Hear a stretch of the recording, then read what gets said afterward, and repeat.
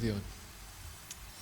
Holl alluog ac yn nefel tad, diolch unwaith eto am y cyfle o addoli. Gofyn yn nawr o Dduw i ti bod gyda ni yn dy ysbryd ac o arglwydd yn y gwirionedd gyda gras Iesu Grist. Gofyn y cyfan mwyn dy goniant. Amen.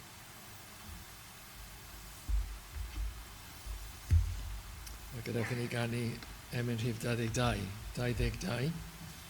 A nawr mewn gorfoleddus gan. Gyda chi sefyll i ganu emyn rhif 22.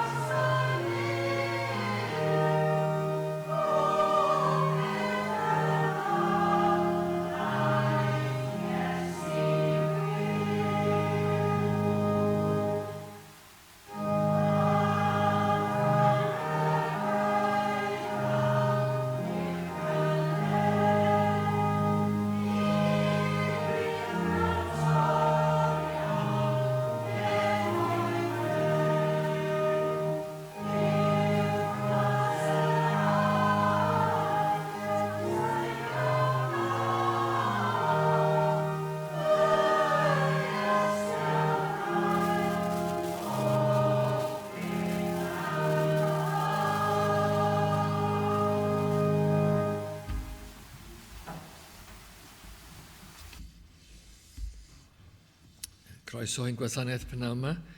Fe fydd na luniaeth ysgym ar ôl y gwasanaeth yn y neuadd drws nesaf. Cyfarfod gweddi, trydydd nos Iau, Tachwedd 21, yw'r cwrdd gweddi nesaf. Oedfa nesaf, Sul nesaf am 3:30 gyda'r parch Dafydd Morris yn Bregethu. Fe gymerwn ni nawr y casgliad ac newn ni ganu wrth yn eistedd emyn rhif 48. Emyn rhif 48. Mae tywyll anial nos peryglon o bob rhyw.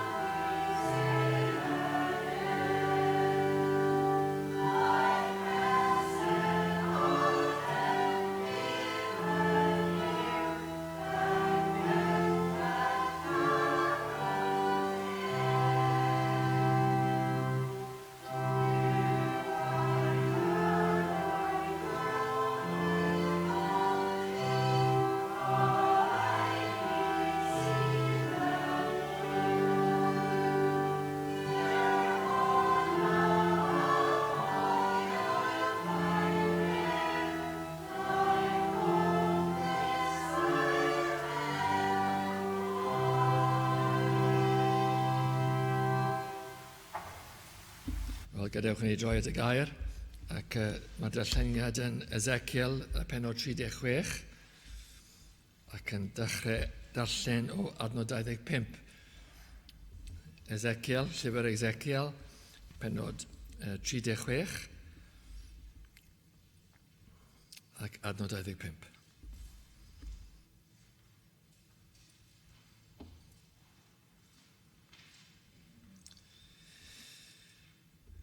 Ac y daenellaf arnoch ddwfwr y glân, fel y byddwch lan, oddi wrth eich holl ffrynt ni, ac oddi wrth eich holl elunod, y gynhaf chwi.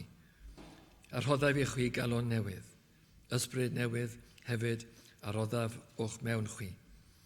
A thynaf y galon gareg o'ch cnawd chwi, ac mi roddaf i chwi galon gig. Roddaf hefyd fy ysbryd o'ch mewn, a gwnaf i chi rodio yn fy neddfau, a chadw fy maredigaethau a gwneithir. Cewch drigo hefyd yn y tir a roddais i'ch tadau, a byddwch yn bobl i mi, a mynnau y fyddaf ddiw i'ch wethau. A chi baf chwi hefyd oddi wrth eich aflendid, a galwaf am yr yd, ac ai hamlhaf, ac mi roddaf arnoch newyn.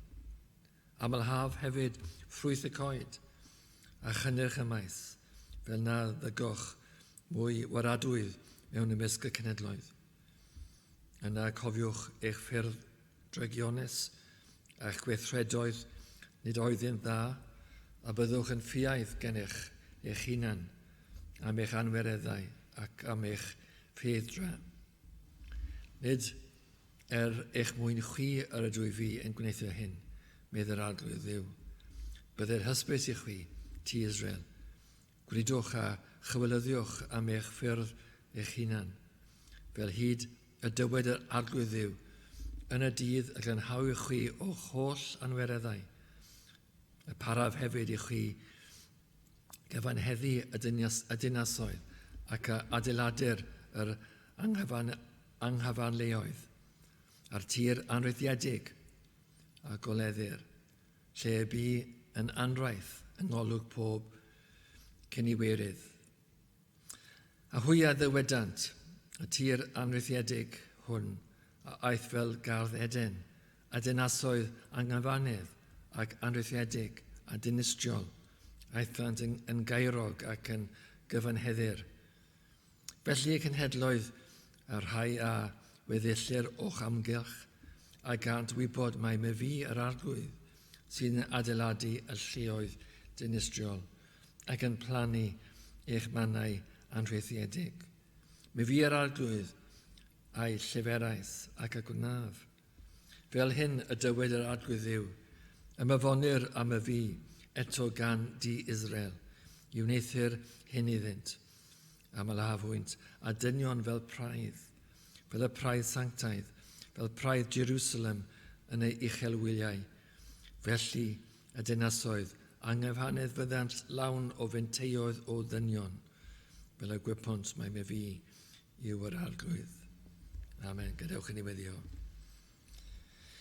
O arglwydd yn Duw, unwaith eto yn dod gan dyfron, yn plygin pennau ac yn daroswng ein calonau, yn dod o ddiw o dy flaen, ti o arglwydd yw y Duw holl alluog, yr un sydd yn ddiw tragwyddol dros amsered un ac yn fwy na hynny cyn y sefydliad y ddeiar, wyt ti o arglwydd yn ddiw, ac wyt ti'n ddiw o dragwyddoldeb i dragwyddoldeb, ac o arglwydd wyt ti'n ddiw sydd yn sanctaidd, yn holl alluog, llawn gwirionedd, ond hefyd llawn gras, ac yn diolch yn arbennig o ddiw am y gras sydd yn dod yn enw Iesu Grist, yn dod ato ni fel pobl, wrth ni feddwl am ein ffeleddau ac am ein pechodau, a pa mor bell oedden ni o ddiw, o bopeth da, ac eto wyt ti wedi bodloni a agosau ato ni. Wyt ti'n fodlon o ddiw i ddod ac yn hennill ni ac yn newid ni i'n hachub ni, ac o arglwydd i weithio yn ein calonau ni. Wrth ni feddwl am holl manylder y gwaith yn y galon, mor arbennig o arglwydd yw dy Rhath. Hachub ni'n sicr, gwaith mawr yw hynny. Ond hefyd y manylder a'r gwaith mewnol, yn y dyn oedd i mewn, wyt ti o arglwydd wedi gosod yn ni galon gig sydd yn ymateb i'r gair ac yn i fyddhau ac yn cynyddu mewn gras a gwirionedd. Diolch o Dduw bod ti wedi cymeryd i ffwrdd y galon garreg a rhoi ni galon newydd a calon cig. Felly o Dduw, dyn ni'n gwyddio yn wir fydd ein calonau ni'n gynnes y prynawn yma. Fydd ein calonau ni'n ymateb i'r gwirioneddau sydd o'n blaen ni. Fydd ni adnabod nhw a Dduw. Fydd yna rhyw uniad rhwng ni ar y penod a'r adnodau.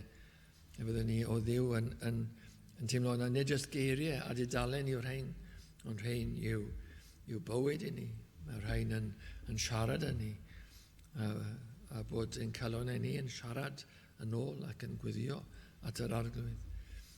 Felly, diolch o Dduw am y bywyd yma, y bywyd ysbrydol, ac yn gofyn o Dduw i ti i gynyddu o Dduw, i ti ddangos gras a ras i ni, i ti fod yn fodlon o arglwydd, i wella yno ni, le mae diffyg yno ni o arglwydd, yn gofyn i ti i wneud gwaith dda, yn gofyn i ti o Dduw i gywiro ac i gynyddu.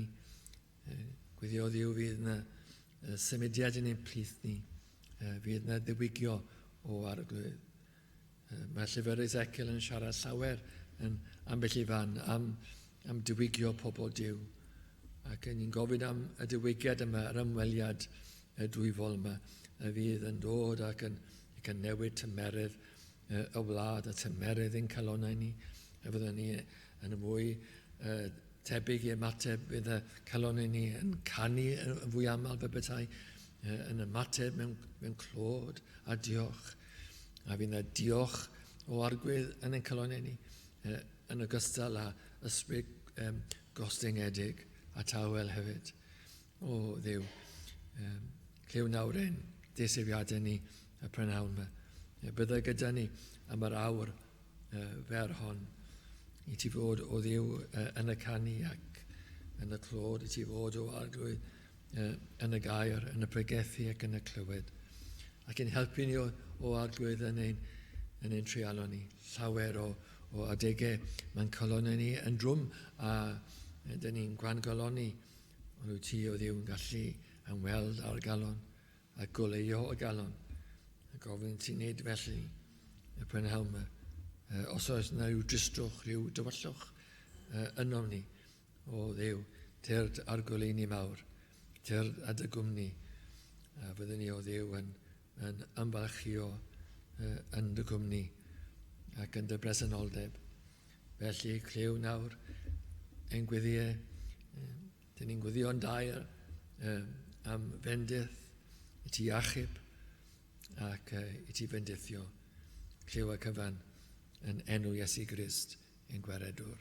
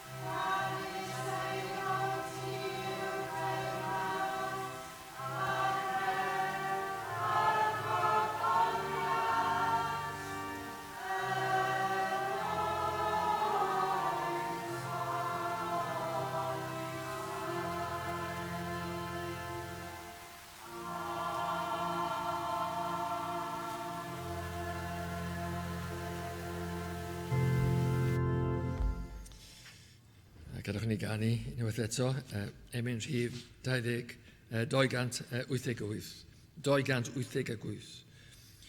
Mi glywaf dyna'r lais yn galw arna fi I ddod a golchi meau gyd yn afon Calvary.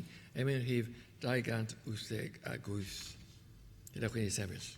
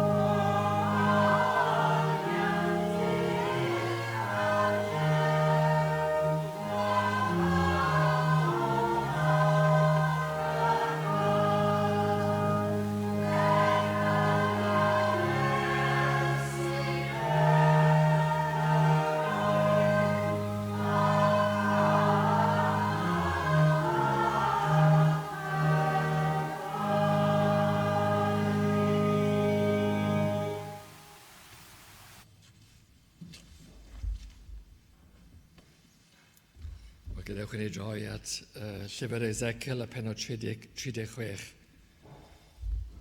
ac adnod 26 a rhoddaf I chwi galon newydd, ysbryd newydd hefyd a roddaf o'ch mewn chwi a thynaf y galon garreg o'ch cnawd chi ac mi a roddaf I chwi galon gig. Wrth ni edrych dros y pennod yma, mae'r pennod yn sôn am adfer yr Iddewon, oedd mewn caethglyd yn Babylon a'r cyffiniau hynny. A mae'r bennod hefyd yn sôn nid jyst i'r Iddewon, ond I bawb am wirioneddau yr Efengil, am yr ail unigedd I ddechrau I sôn amdano. Ond mae hyn wrth gwrs yn wir i'r Iddewon hefyd. Mae adfer daearol o adfer ysbrydol I gael yn y pennod yma i'r Iddewon. Ond o safbwynt neges i'r holl fyd, yr ystyr yw adfer ysbrydol. Dyna beth yw hanes yr adnodau yma. A fe welwn ni yn ein hadnod ni sôn am galon garreg, a galon gig a galon newydd hefyd. Mae sôn am galon newydd. Y disgrifiadau yma. Calon garreg a calon newydd a calon gig. Ac wrth I ni feddwl am y gwahaniaeth rhwng y colledig a'r cadwedig, mae nifer o wahaniaethau gael yn ein ffyrdd o fyw. Ond yn y galon gwelwn ni y gwahaniaeth mwyaf. Bod gwahaniaethau gael yn ein steil ni o fyw ac mewn gwirionedd yn ein dill ni o fyw, bod yna gwahaniaethau gwirioneddol I gael yn ein bywydau ni. Ond yn y galon, fe welwch chi y gwahaniaeth mwyaf rhwng y cadwedig a'r colledig. Os allech chi weld y galon, bydd y pethau mor glir. Maen nhw'n weddol glir wrth edrych ar ein bywyd ni. Ond yn y galon, fyna fe welwch chi y gwahaniaeth mawr. Felly, prynhawn yma, newn ni edrych ar y galon garreg, sef calon ein genedigaeth ni, ac wedyn sôn am y galon newydd a'r galon gig, sef y galon yma, dyn ni'n derbyn trwy ras diw. Nid ni sydd rhywsyd gyda'i calonau gwell, nid hwnna yw ein hysu ni y prynhawn yma, ond trwy ras diw. Mae gynnon ni, y rhai sydd yn y bywyd, y galon gig a calon newydd trwy ras diw. Ond i ddechrau gyda y pwnc yma o'r galon garreg. Ac gadewch ni sôn am ymddygiad cyffredinol y galon garreg. Wrth i chi feddwl am cyflwr dyn a cyflwr y galon yma, oll yn oll, byddai'r rhaid gweud taw calon galed yw fe, calon greulon. Fel mae y llun hyd yn oed yn awgrymu. Os o'ch chi yma bore yma gyda'r stori plant, gyda'r cerig hynny, ac yn dangos pa mor galed oedd y garreg. A felly mae hynny yn lun o'n calonau ni, calonau caled sydd gyda dynion. Nawr, wrth gwrs, fe ddewch chi draws pobl gyda natur tyner, ond oherwydd gras cyffredin diw yw hwnna, nid gras a chibol, ond gras cyffredinol diw. Diw sydd wedi cynnytau hynny yn y pobl hynny. Ond hyd yn oed gyda nhw, calon galed sydd gyda nhw, fel y gwelwn ni mewn munud bach nawr. Ac ar wahân i hynny, os ydrychwch chi ar ddynoliaeth yn gyffredinol, caledwch yw y disgrifiad. Caledwch dyn. Fel carreg yw ei galonau. Mae dynion gyda calonau garreg.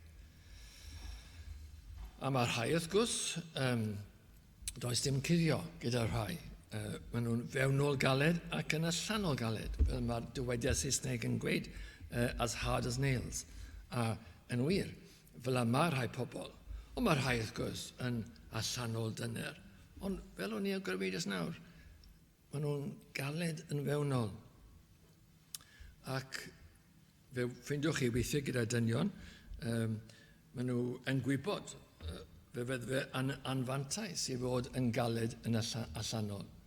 A felly weithiau maen nhw'n cuddio hynny o ddynion mwyn cael ei ffyrdd. Ond calon galed sydd gyda nhw. A calon twyllodrus hefyd, hynny yw. Ond caledwch yw cynnyrch allanol dynion. Wrth chi weld bywydau dynion, caledwch dych chi'n gweld yn gyffredinol. Ond beth am ymateb i'r Efengyl? Yn sicr yn gyffredinol o safbwynt edrych o amgylch y byd a jyst gweld cyflwr dynoliaeth. Caledwch a'r galedwch yw y gwirionedd amdano ni. Ond beth am ymateb i'r Efengyl? Mae hyn yn agwedd arall o galedwch.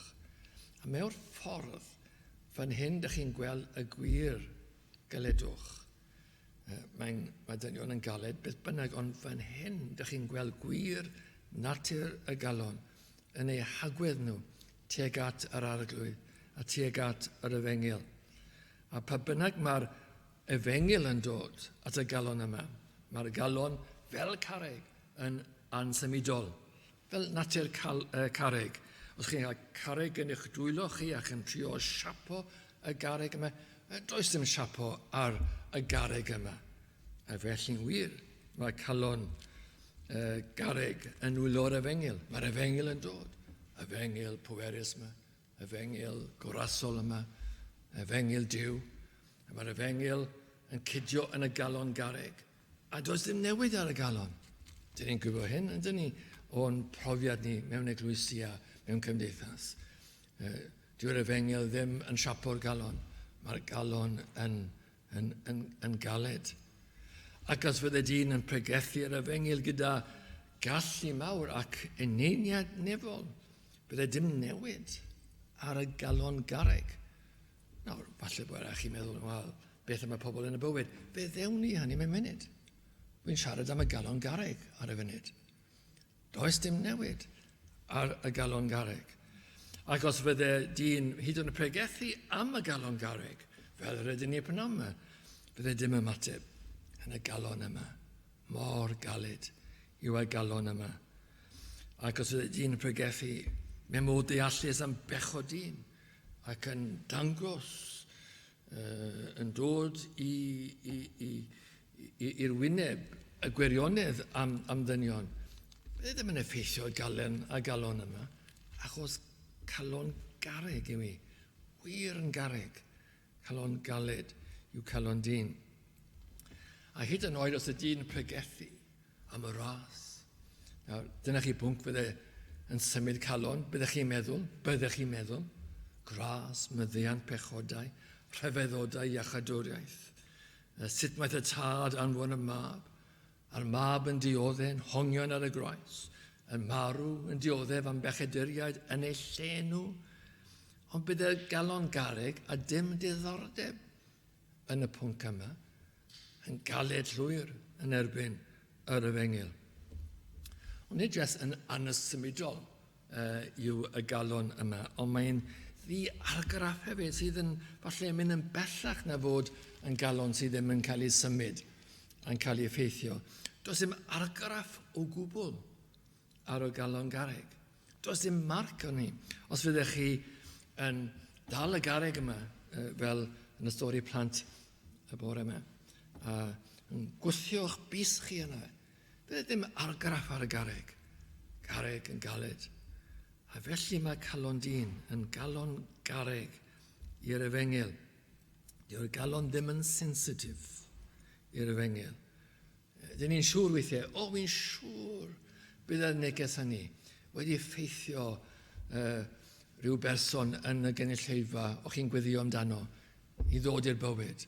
Fi'n siŵr bod effaith yn nhw, ond does dim marc, dim argraff o gwbl yn nhw. Hyd yn oed weithiau, os llywyd hyn, gyda'r calon garreg, os fydden nhw'n ymateb yn allanol yn dyner, fe betai nhw'n ymateb. Na, does dim gwahaniaeth ar y galon garreg, does dim byd wedi newid, jyst falle emosiwn, teimladau, falle hyd yn oed mwynhau y bregaeth, ond nid newid ysbrydol yn y galon. Calon garreg yw y calon garreg. Wel, yn fwy.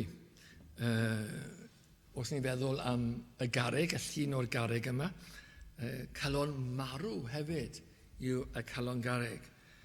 Fel gyda carreg, does dim bywyd yn ddi. Dim bywyd o gwbl. A felly'n wir yw calon dyn. A does newid dim os marwolaeth yw cyflwr y galon yma, y calon garreg yma. Does dim newid dim ar y galon garreg. Fel mae'r dywediad Saesneg yn awgrymu, like squeezing blood from a stone, yn awgrymu taw mater amhosib bydde hynny, mater anodd iawn. Na, wir, mater amhosib fydde cael bywyd allan o'r galon garreg. Mae'n galed ac yn garreg ac yn farw. Does dim gobeith. Mae rhyw rhan o sgythyr hyd yn oed yn lun o hyn i ni. Wrth i chi feddwl o hanes mynediad Iesu Grist mewn i Jerusalem, y mynediad gorfoleddus hynny, ac wrth iddo gyrraedd ffiniau Jerusalem, mae'r Pharisïaid yn digio yn cwyno bod y disgyblion yn rhoi clod iddo fe. A mae Iesu yn ymateb gyda'i geiriau hyn, petawau rhai hyn, y llyfr cerig yn y fan. A mae hynny yn lun i ni mewn ffordd, bod Iesu'n gweud bod mwy o fywyd yn y garreg na'r calonau'r Pharisëaid. A falle bod hwnna'n wir hefyd. Os ni'n feddwl am y garreg sydd yn farw a dim bywyd, mae mwy o fywyd mewn carreg na'r calon dyn. Mor galed, mor farw yw y calon garreg. Ac hefyd, un peth yn bellach eto gyda'r calon garreg yma. Brawachus yw y galon garreg. Mae yna ochr ddrwg ac agwedd i'r galon yma hefyd. Nid jyst bod e ddim yn ymateb a rhyw fath o fod yn neutral i'r efengyl yw e. Mae'n fwy na hynny. Mae'n ein wrthwynebus. Mae'n galed mewn ffordd drwg, mewn ffordd bygythiol, allech chi weid. A mae'n wir yn dywe. Fydd y galon garreg yn erlyd yr efengyl, yn llybyddio pregethwyr efengyl, yn lladd nhw, wrth gwrs bydden nhw. Dyna natur y galon garreg. Os fydd y cyfle, os pethau yn datblygu, gwydwch bod rhyw ymweliad neu amser o ddiwygio, fydd yna gythrwyddo mawr yn calonnau dynion a llawer eisiau llybyddio pregethwyr yr efengyl. Dyna natur y galon. I ni ddeall y prynawn yma. Ddeall yn iawn natur y galon garreg. Mae'n helpu ni wybod yn diwedd. Achos weithiau dyn ni'n meddwl, wel, just tipyn bach o tincaran gyda'r galon oedd cyfaill gen i oedd yn dieddol o weid, bod e'n grision ac yn grision da iawn hefyd. Ond o ddiwediad, a wy'n deall beth oedd e'n dweud, oedd e'n gweud weithiau, mae rhyw dinc bach yn halon y persona. A wy'n deall beth oedd e'n gweud. Ond yn ddiwynyddol, dwi ddim yn wir wrth gwrs. Does dim rhyw dinc bach yn y calon yma. Mae'n fygythiol ac yn erbyn yr efengyl. Ond mae'r hadno ni yn sôn am disgrifiadau eraill o golynau dynion. A calon gwahanol iawn i ddechrau gyda, mae yna galon newydd. Rhoddaf i chi galon newydd, ysbryd newydd hefyd ar roddaf o'ch mewn chi. A thynaf y galon garreg o'ch cnawd chi, ac mi arroddaf i chi galon gig, ond y galon newydd i ddechrau gyda. Wel, fel yn awgrymu dros nawr, mae'n bosib ydych chi'n meddwl. A wy'n deall y ffordd neu meddwl hefyd, ond dwi ddim yn gywir yn ysgrythurol. Mater o newid y galon garreg yw e, i fod yn galon gig. Ie, mae'n wir mewn ffordd, ond nid newid adaptio y galon yw e, nid hynny yw dysgeidiaeth yr ysgrythur. Fel i ni sôn o blaen, does dim newid dim ar y galon garreg. Mae'n hopeless, does dim gobeith ar y galon yma. Dyna pam mae'r gair yma ar geiriau Ezekiel yn sôn am galon newydd, am cael gwared ar y galon garreg, a rhoi galon gig yn ei lle hi. Dwchwch ar y geiriau, a rhoddaf i chi galon newydd, ysbryd newydd hefyd a roddaf o'ch mewn chi, a thynaf y galon garreg o'ch cnawd chi, ac mi a roddaf i chi galon gig. Dyna yw y dysgeidiaeth cywir. Nawr, mae'r efengyl yn efengyl radical iawn, yn chwyldroadol. Mae'r newidiadau yng Nghalon dyn yn gyflawn ac yn fawr. I ni ddeall am beth ni'n sôn. Nid newidiadau bach neu rhyw atgywiro sydd yn cymryd lle yng Nghalon dyn. Fel gyda car, wedwch chi, ac gwydwch bod car angen engine newydd. Nid mater o tincero gyda hen engine yw ateb i gar felly, ond cael gwared ar y hen engine a rhoi engine newydd yn ei le. Dyna chi y llun sydd gyda ni fan hyn. Dyna yw natur iachadwriaeth. Yr un car yw e, allwch chi weid. Ie, yr un car, ond gyda engine newydd. Dyw y llun ddim yn berffaith. Ond mae'n helpu ni ddeall natur, Cristnogaeth a iachadwriaeth. Mae rhywbeth tebyg yn y gair yn sôn am yr hen ddyn wedi groesolio, wedi marw, ac bod yn ei le dyn newydd. Na beth sy'n digwydd i'r Cristion. Mae'r hen ddyn wedi groesolio. Mae dyn newydd yn dod yn ei le. Mae'r galon garreg yn cael ei dynnu allan. Mae'r galon newydd yn cael ei osod yn y galon. Dyna beth yw y dysgeidiaeth cywir. Nawr, wrth gwrs, mae rhaid gweud, i ni esbonio hyn yn gywir. Dwi ddim yn meddwl bod dyn yn newid personoliaeth. Nid ffordd yw hynny. Mae'r arglwydd yn parchu personoliaeth. Ond mae'n cymeryd y personoliaeth ac yn dod â sancteiddrwydd ac aglendid a gras i'r personoliaeth hynny. Yn wahanol iawn wrth gwrs i'r diafol sydd yn dinistrio personoliaeth dyn.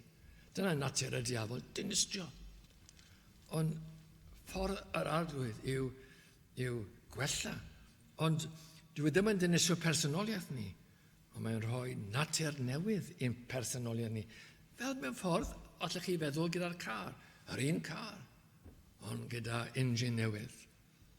A mae'r engine yma yn gyrru'r car. A mae fel car newydd. A felly'n wir yw y Cristion. Ond, i ni ddeall yn iawn, bod ni'n cadw'n personoliaeth ni, mae y newidiadau yn fawr ac yn sylfaenol iawn. Fe welwch chi nerth newid yng Nghalon y Cristion, awdurdod newydd, dymuniadau newydd, yn sicr, newidiadau mawr sy'n cymryd lle yn y galon. Taw yr un person yw ond mae yna ail enedigaeth. Mae yna atgenhedlaeth i gael yn y galon. Ond nodwch rhywbeth arall hefyd, cyn i ni mynd yn bellach. Peth bach pwysig arall. Mae sôn a diwedd yr adnod ac mi arroddaf i chi galon gig. Yr un peth gyda'r galon newydd. Yr un wrth gwrs yw'r galon newydd a galon gig. Ond dyn ni'n jyst yn pwysleisio bod yn galon newydd ar y moment. Ond nodwch hefyd, mi arroddaf. Rhodd yw y galon newydd yma. Sonio ni am cael gwared o'r galon garreg a gosod yn ei le galon gig. Mae hynny'n wir. Ond rhodd yw y galon gig. Rhodd yw ac mi a rhoddaf i chi galon gig. Bwysig iawn i ni ddeall hynny. Nid mater o ennill calon newydd yw y calon gig. Nid mater o gyflawni yw o wella chydig wrth ychydig. Ond rhodd. Fel mae'r llun wrth gwrs o calon newydd yn cael ei osod ynom ni. Ond nid ni sydd yn rhywsyd yn ennill y galon yma. Dyw sydd yn rhoi y galon, yn gosod y galon ynom ni yn yr ail unedigaeth. Fe allwch chi ofyn amdano fe, yn sicr. Mae eisiau chi ofyn i weddio i Dduw eich achub chi, i ddod â bywyd i'ch calon chi. Mae hwnna'n gywir, ond rhodd yw i ni ddeall, rhodd yw yn gofyn am y rhoddion Duw, rhodd i achadwriaeth. Ac mae hyn yn wir am bob agwedd o'n achadwriaeth ni. Nid jyst yn yr ail unedigaeth, yn sicr mae'r llun yma o'r galon gig neu'r galon newydd yn lun da iawn o Duw yn rhoi yn ei gweithred Duw i'w ail unedigaeth. Fe sy'n gwneud y gwaith, nid ni sy'n yn gennym hunan, ond Duw sy'n dod yn ei enedigaeth. Ond hefyd, dyn ni'n gyfarwydd yn ni gyda'r iaith o rhodd y diferwch, a rhodd i'w ffydd. Duw sydd yn gwneud y gwaith, Duw sydd yn rhoi. Gwaith Duw ni'n diolch am hynny. Os da'n gwaith ni bydde fe ddim werth o gwbl na fydde, ddim yn para. Mae Duw yn gwneud y gwaith yn ein calon ni. Ac am hynny dyn ni'n diolch. Yn diolch bod y waith mor drylwyr, mor ddwm, mor fywiol. Wel, gadewch i ni mynd yn bellach a gweld mwy am y galon gig. Wrth gwrs, y galon newydd yw y galon gig. Ond mae'n ddisgrifid arall o'r calon yma, calon y Cristion. Ac hynny'n wir yw ein pwnc ni fan hyn. Beth yw y galon gig? Mae'n ddisgrifiad diddorol, yw calon gig. Beth yw Wel, calon y Cristion yw mewn gwirionedd. Y dyn oddi mewn y Cristion. Calon a natur y Cristion. Ac fel sydd gyda chi nawr, gyda'r calon gig, mae yna lun arall yn ni. Oedd y calon garreg yn lun carreg. Dychmygwch calon fel carreg, a bod carreg yno ni, fy betai, yn ysbrydol. Ond nawr, y llun yw y galon gig. A mae hwn yn lun gwahanol yn dweud. Dyma chi galon sydd yn curo, ac yn siarad nid jyst o ochr meddygol, ond hefyd o ochr emosiynol ni hefyd, ond cyfansoddiad dyniol ni. dyn ni'n sôn am ein calon ni fel ein teimladau ni hefyd. Dyma chi galon sydd yn teimlo, ac yn sensitif, ac yn dyner. Ac yn wir, mae'r galon yma yn galon dyner. Mae'n wahanol iawn i'r galon garreg, mor wahanol. Fel i'n dweud ydych os chi edrych mewn i natur dyn, fyddwch chi'n gweld y gwahaniaeth mawr. Yn allanol, mae yna wahaniaethau i gael, ond i fewn, fyna mae'r gwahaniaeth carreg, a wedyn calon gig, a calon tyner. A gyda'r galon dyner yma, fel mae'r Efengyl yn agosau, mae yna addfwynder a parodwydd i wrando yn y galon yma. Mae'n fodlon. Mae'n fodlon i'r Efengyl i agosau. A pryd fydd dyn yn pregethu'r Efengyl, mae yna ymateb bywiol yn y galon yma. Mae'n fyw. Mae'n galon gig. Ac mae'n ymateb i'r Efengyl. Ac wrth ni sôn hefyd am fanylion yr Efengyl, mae yna ddylanwad ar y galon gig. Pan bod y pregethwr yn sôn am pecho dyn, disgrifio pecho dyn, mae'r calon gig yn gwrido, yn cochi, wrth feddwl am ei bechodau. Mae yna ymateb. Mae yna ymateb mewnol. Dim jyst falle emosiynol, ond mewnol. A ymateb achubol hefyd. Ac wrth i fe sôn, i'r pregethwr sôn am diw y tad yn anfon, diw y mab, a bod y mab yn hongen ar y groes, yn dioddef dros bechaduriad. Mae'r galon yma'n dawel ac o ddifri. Mae'r galon yma'n gwrando, yn astyd ac yn clywed. A chi gwahaniaeth mawr. Mae lot o resymau am hynny, a fi'n ei sôn mewn munud. Ond ni'n nodi fan hyn yr ymateb gwahanol y galon gig. A pa bryd bydde pregethwr yn cynnig Iesu Grist, yn galw ar yr enaid i edifyrhau y chredu. Dyma peth pwysig. Mae'r galon gig yn credu. Mae'n credu, bob tro yn credu. Wel, Duw sydd wedi gosod y galon yma yn y dyn. Nid unrhyw galon gig fel rhywbeth sentimental yw hwn. Ond y galon mae Duw wedi gosod yn y galon, yn y dyn.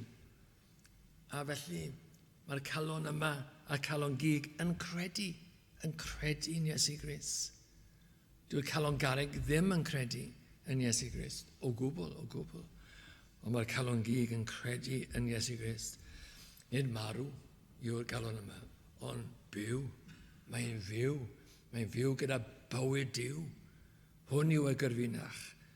Yr un sydd wedi gosod y galon yw'r esboniad am y galon yma. Pa fath y galon yw hwn? Sut mae'n bosib? Achos Duw sydd wedi gosod y galon yma yng nghanol dyn. A mae'r ymateb yn fywiog, a mae'n fyw i'r Efengyl oherwydd bod Duw wedi gosod y galon yma yng nghanol cyfansoddiad y Cristion. A nodwch hefyd, wrth ni sôn am y galon garreg a bod yna rhywbeth brawychus am y galon hynny. Wel, rhywbeth gwahanol iawn fan hyn. Ac ni allwch chi esbonio'n llawn y galon gig o safbwynt disgrifiadau tynerwch ac ymateb i'r Efengyl. Mae rhai mynd yn bellach oherwydd mae yna ansawdd ysbrydol i'r galon gig yma.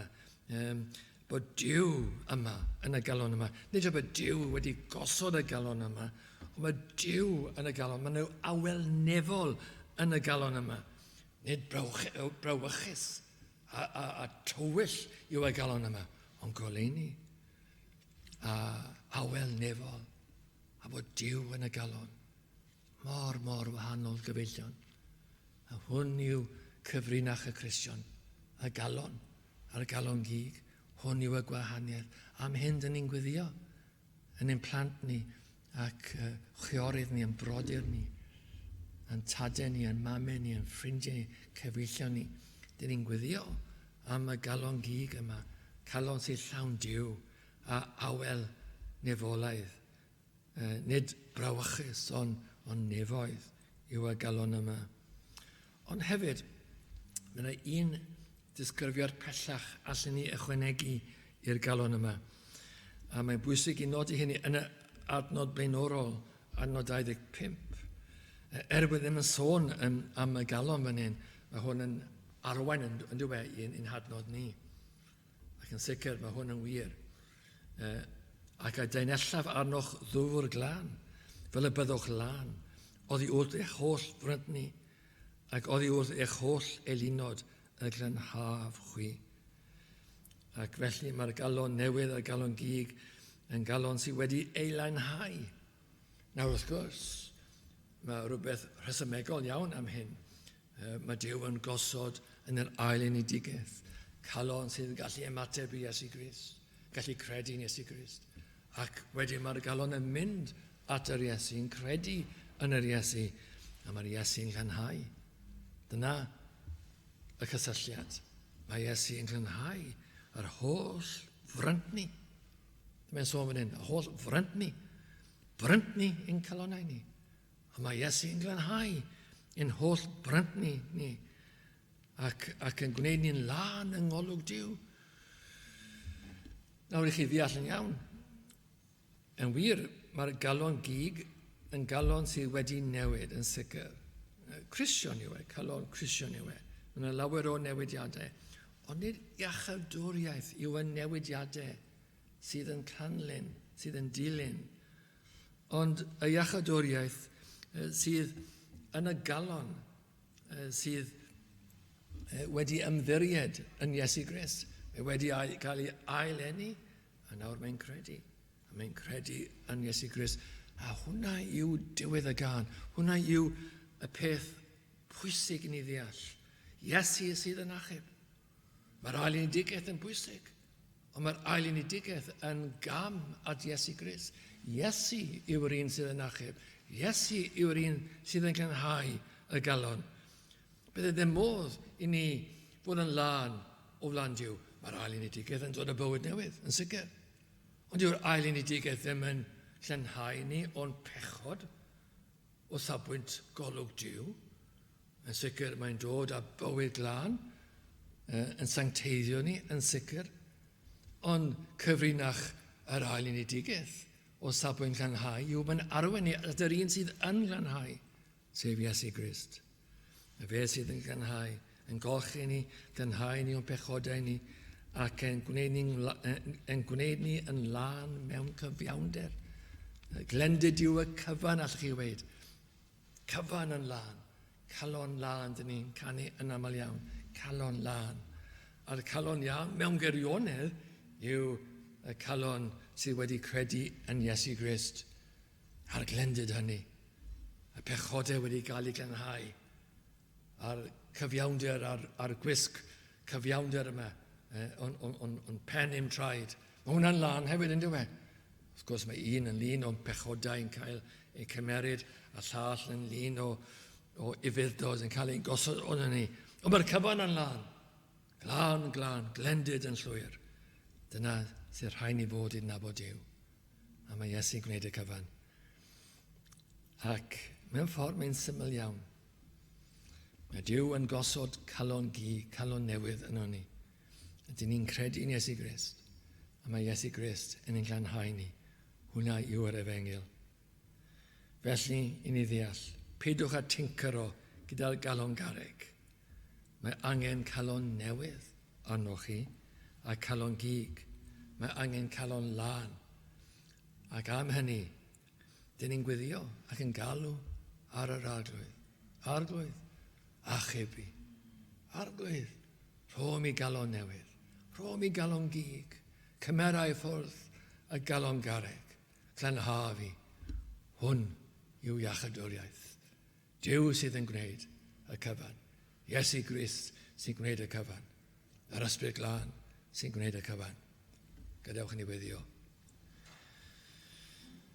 O arglwydd yn Dduw, yn diolch i ti bod y iachadwriaeth yr Efengyl yn dy ddwylo. Daw nid mater o rhywbeth bod ni wedi defeisio, yn bod ni'n addasu, ond taw Efengyl Duw i hwn sydd wedi dod o'r nefoedd i'r ddear yma, ac yn wir bod yn yr ail undigedd bod y bywyd yma hefyd yn dod o'r nefoedd i'n calonau ni. Diolch o Dduw am y cyfan bod yn y newidiadau dwyfol a nefolaidd yn cymryd lle yng nghalonau dynion trwy dy ras di. Felly o Dduw dangosa'r ras o arglwydd, ras a ras i ni y prynawn yma. Agoshaid i ni a chiba newidiau ni, dyn ni'n gofyn o Dduw. Gwna ni'n bobl diolchgar, gwna ni'n bobl ysbrydol. Rhoi ni'n galon gig o safbwynt iachadwriaeth, ond o Dduw hefyd. Rhoi ni'n galon gig o safbwynt i'n bywydau Cristnogol. A byddwn ni'n dyner ac yn fywiol. Felly o Dduw, llew ein gwyddiau yn enw Iesu. Amen.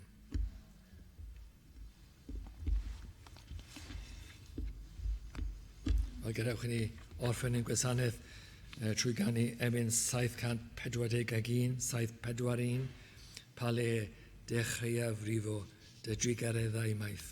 Gadewch i ni sefyll i ganu.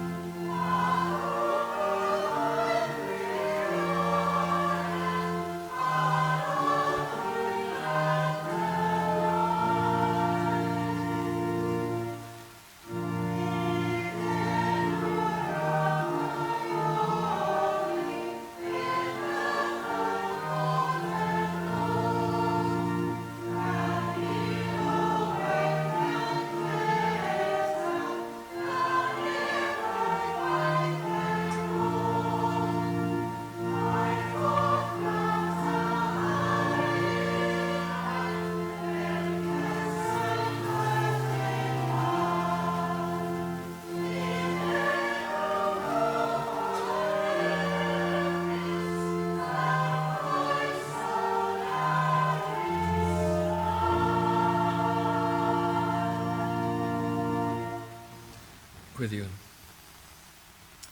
Eithir i'r hwn a ddichwn eich cadw chi'n ddigwymp, a'ch gosod gebroni egoniant ef yn ddifeus mewn gorfoledd. I'r unig ddoeth yw yn eich hawdwn ni, a bydd y gogoniant a mawredd gallu ac awdurdod, yr awr hon ac yn dragywyn. Amen.